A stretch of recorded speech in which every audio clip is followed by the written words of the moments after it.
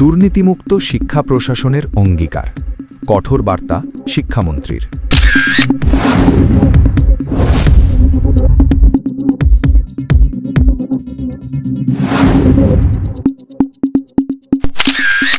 শিক্ষা ও প্রাথমিক শিক্ষা খাতকে দুর্নীতি ও রাজনৈতিক প্রভাবমুক্ত রাখার ঘোষণা দিয়েছেন শিক্ষামন্ত্রী আ.ন.ম এহসানুল হক মিলন।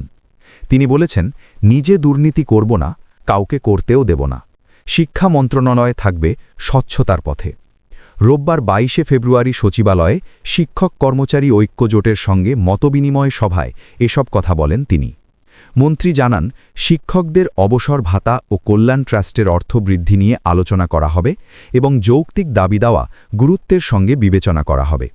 সভায় শিক্ষা প্রতিমন্ত্রী ববি হাজ্জাজও দুর্নীতির বিরুদ্ধে কঠোর অবস্থানের কথা জানান। তিনি বলেন, শিক্ষা মন্ত্রণালয়ে কোনো ধরনের অনিয়ম বা রাজনীতিকরণ বরদাস্ত করা হবে না।